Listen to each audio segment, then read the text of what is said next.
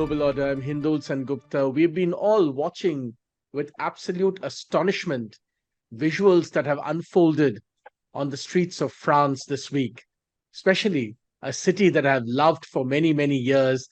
Some of the happiest days of my life, summers of my life, have been spent wandering around the streets of Paris. To see Paris burning has really been very tumultuous for many of us. And we've wondered around the world what really is going on in this country of food, wine, elegance, fashion that we all grew up to love. To try and understand and make sense of all of this, I reached out to Herve Juvin, one of the wisest voices in the European Parliament, who I've had the fortune to know in the last few months. I reached out to Herve to try and help us understand what really is going on in France, what to make of the violence that's unfolding not only in France, but now has spread to Belgium and Switzerland. What does this mean for the future of the European project? And indeed, how can we in the rest of the world understand this? Herve Juvin, thanks very much for joining me today. Thanks very much for having me with you. I want to begin by asking you, when you watched your city burn and all the violence, what do you make of it? What was your first thoughts? What struck you? Let's be careful about Paris burning. Just some shops, some market centers, some looters, some riots, but nothing really like a scene of civil war. So be careful. Paris is cool at the moment, and Paris has open doors to foreign visitors. Let me say that first. Second, of course, after the shooting of a 70-year-old French citizen, Nail Merzouk, of Algerian descent, we saw all across France 5 nights of riots, of looting, and of destroying property. Let me be clear about that. We have had about 6,000 cars burned. We have had 120 town halls attacked. We have had about 1,000 shops, some hypermarkets and commercial centers destroyed. That's a lot. And that's a lot because a lot of these burned buildings are medicine centers, public libraries, schools, gymnasiums, and sports centers, and they are common goods. And that's of course very shocking. But let me say that the first lecture I could have is we have a governmentality problem.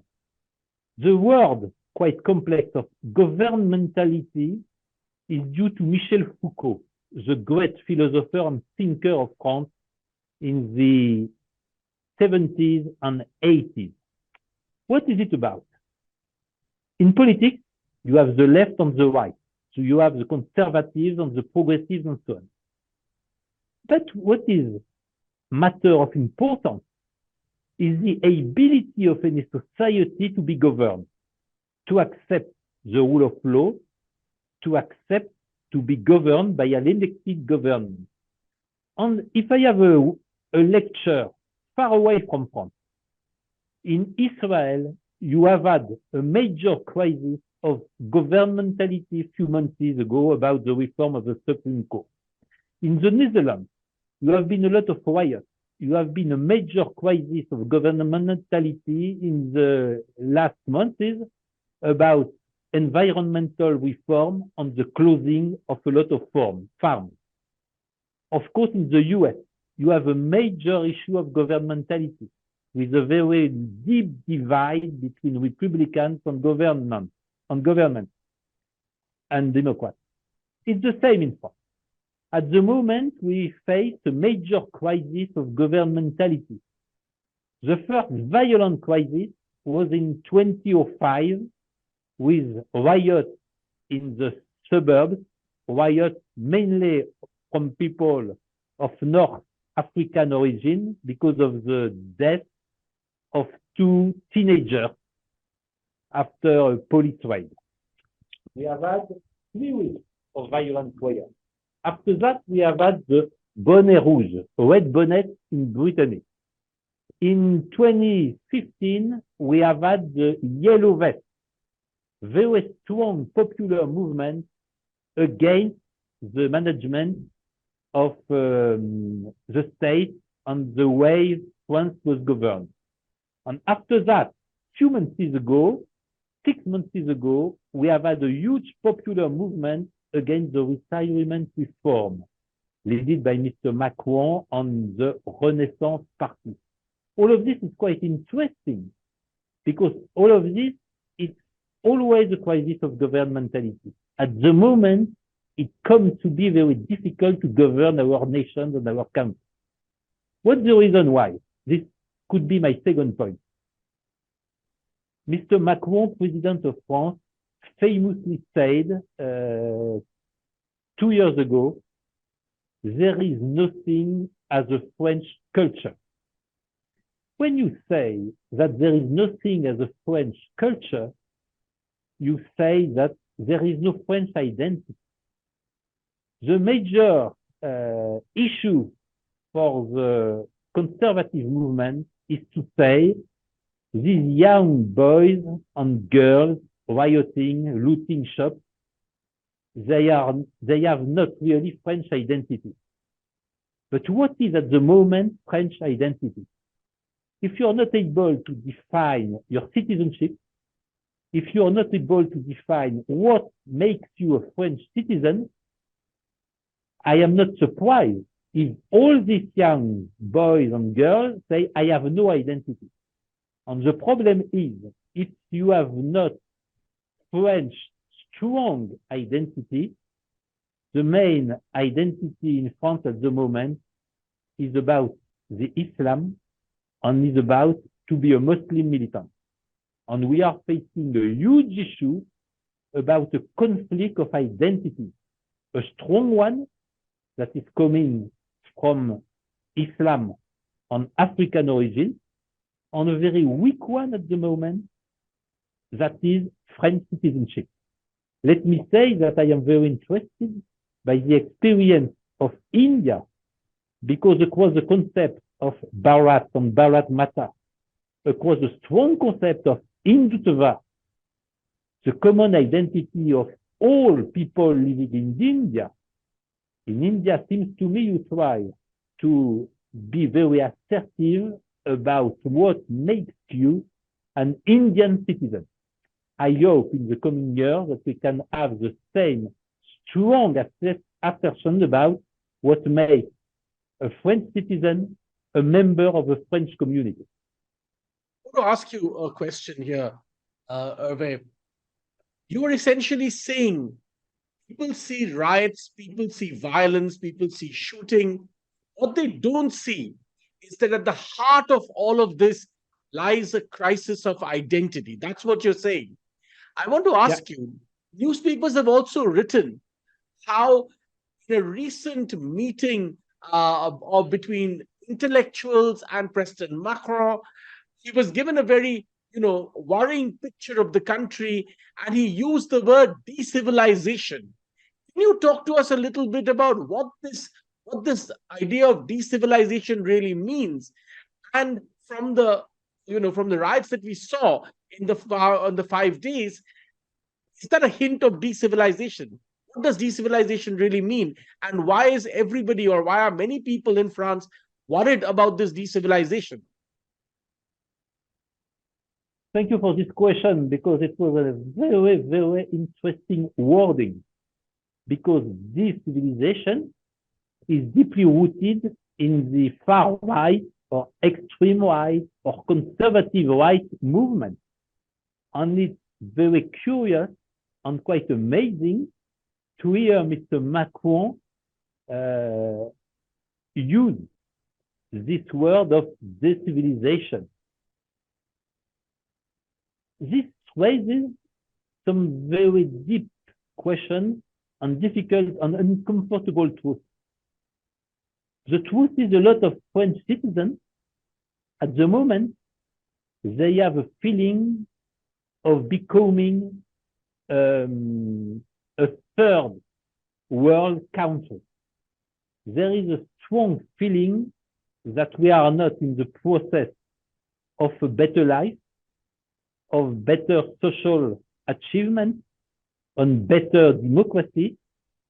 We are at the moment to come a country of the third world.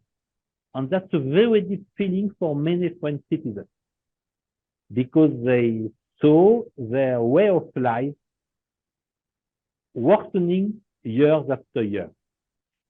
There's another thing very close to my point about identity. At the moment, I see a conflict of civilization, not between civilizations, but because you have huge, very traditional ones, very strong ones, and to say so, Chinese civilization, Indian civilization. These are the coming powers in the world. And all across the Western world, you have this process of decivilization. This is the woke culture in the US. This is a lot of social and far left movements all across the European Union. And all these movements gave a strong picture of decivilization. We are coming to be underdeveloped countries. And this is a strong concern, and maybe the debate about that will be one of the most important political issues in the coming year. To ask you, some people have mentioned, you alluded a little bit on the economic reasons for this discontentment. Some people have alluded to the fact that, for instance, there is a food crisis among many of the less privileged in Europe, including in France. And there is an economic sense of economic stagnation. Do you think those issues also have added fuel to the fire? We are sick with this kind of excuse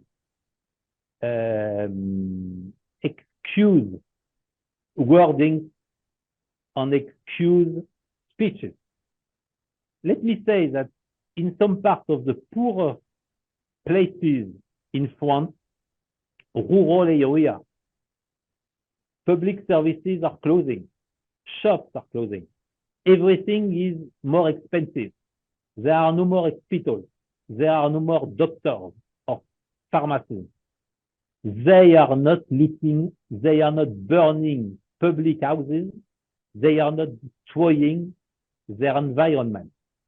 So this economic issue is just a very bad excuse for people. They don't know the law, they don't respect anything, and they don't feel to be part of a community. I will come back to what I said. We are at the final crisis of the radical individualism, because the cynicism, the way they destroyed common goods, is exactly the same. The neoliberalist elite are destroying common goods. They are deeply rooted in total cynicism, and this is at the end of the day a crisis of radical individualism. These rioters in the street, they are not so different of elite bankers, food managers, and so on, that are destroying public goods. They have absolutely no respect for national interest. They have absolutely no commitment for their national community, and they are at the same radical individualism. I also want to ask you, some newspapers and some people have argued that, this is essentially, France used to be a colonial power, and many of the people who are affected today, including the boy who died, essentially, are from erstwhile countries that were colonized by France. So this is, in a sense, a circle of colonization coming back to haunt parts of Europe and France. To people who make that argument that this is actually about colonization, what would you say to them?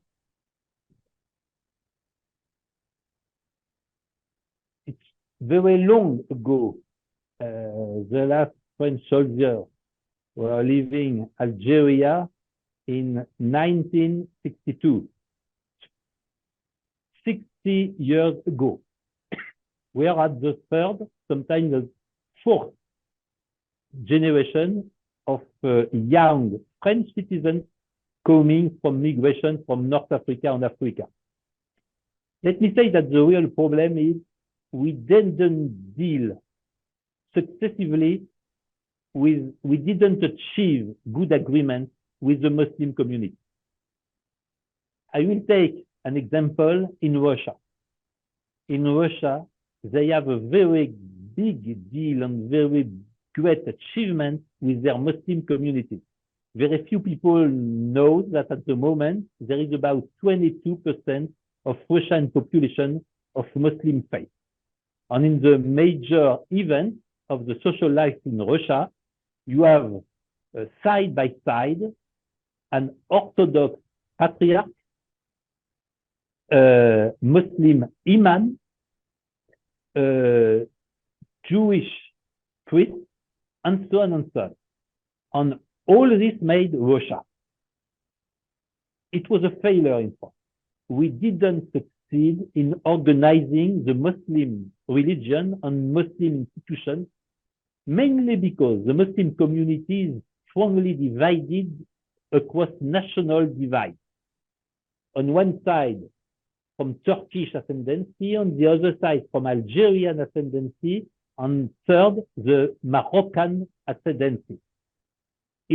For me, it's a vital importance for the future of France. We succeed in organizing Muslim institutions.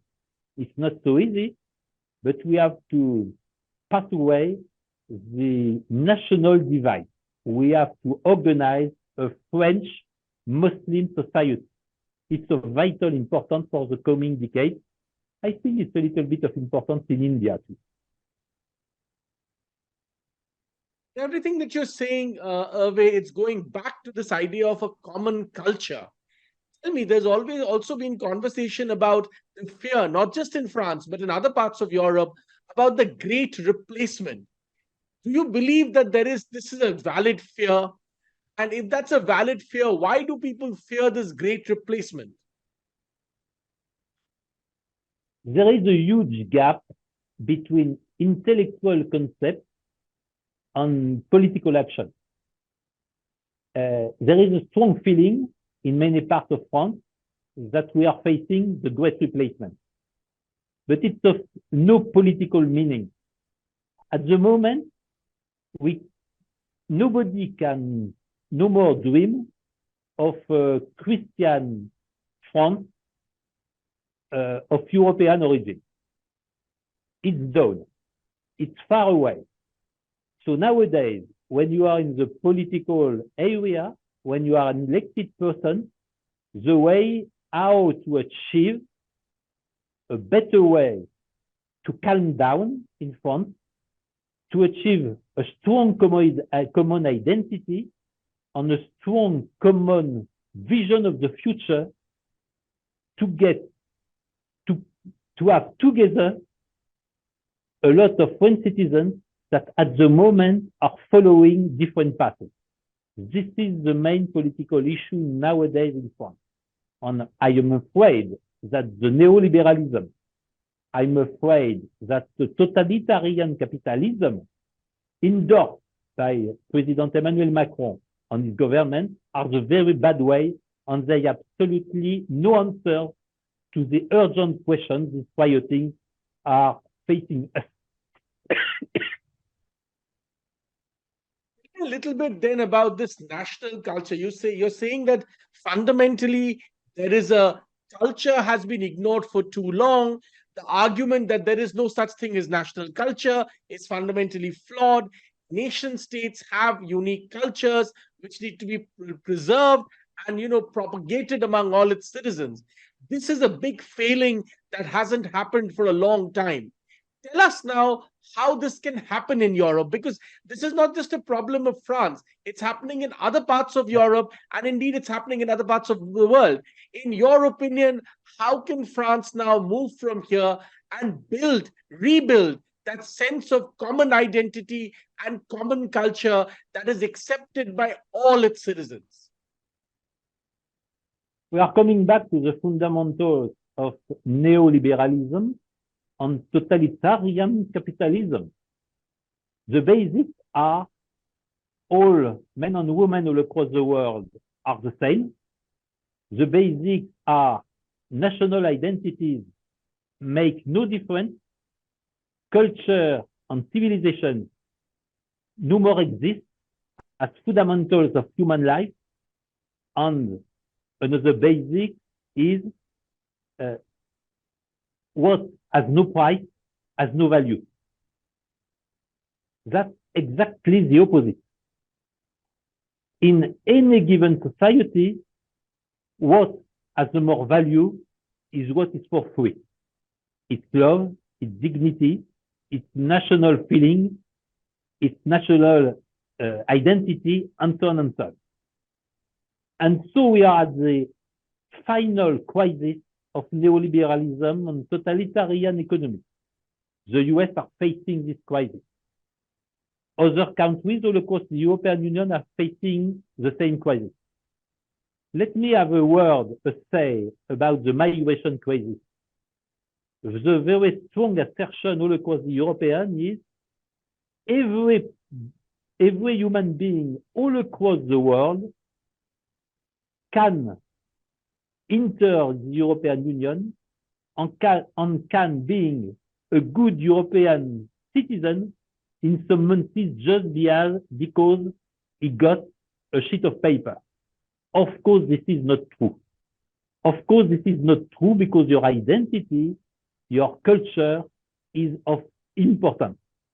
And we have to come back to long-term history. We have to come back to common understanding of cultural differences and respect for these cultural differences. Because multiculturalism is at the opposite. Multiculturalism is absolutely no respect for every given culture, no respect for tradition, no respect for collective identities, and no respect for collective freedom that is political freedom. So at the end of the day, the big question is there on the table something like a European identity? Am I able, as an elected person, to assert very firmly a French identity? If we have no answer, we will get out of the history of power on independent nation states.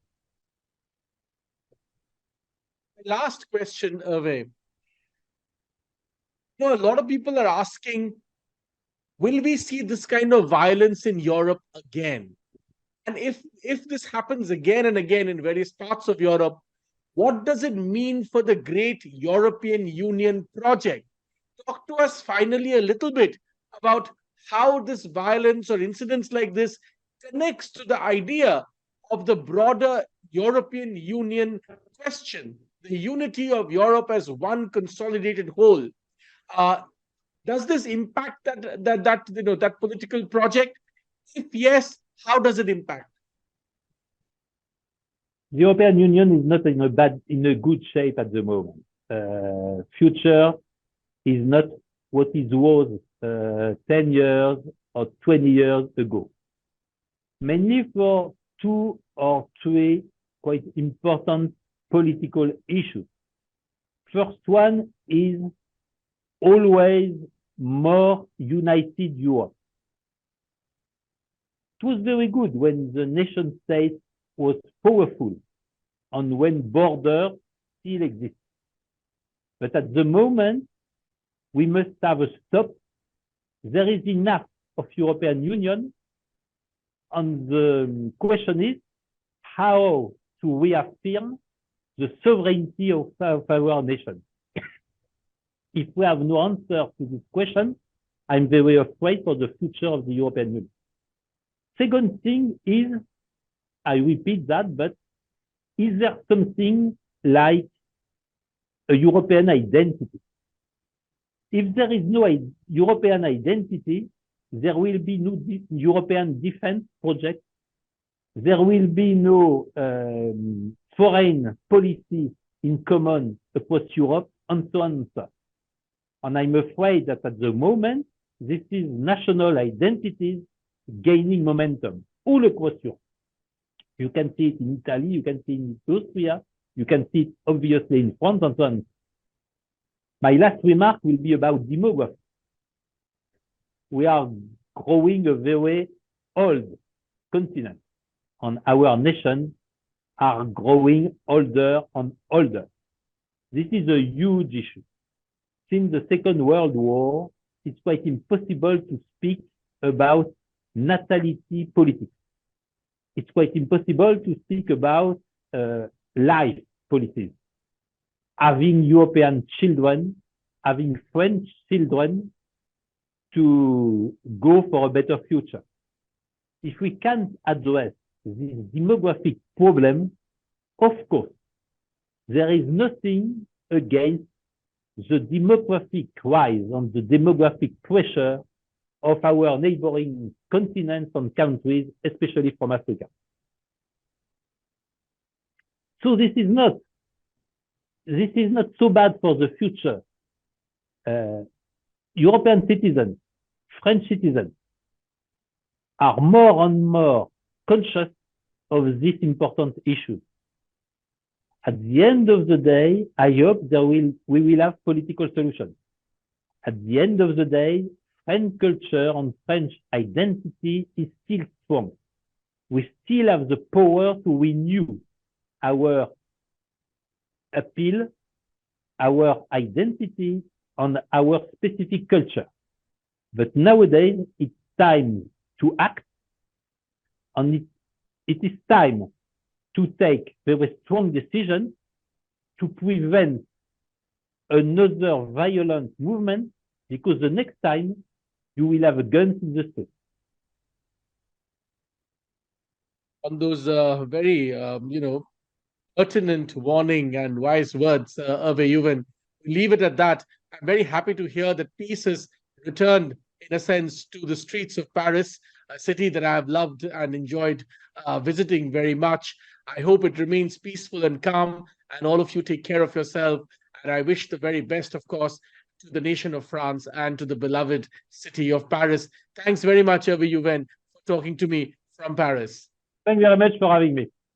And see you in Paris. Yes, absolutely. See you in Paris, see you in New Delhi. Thank you, Herve.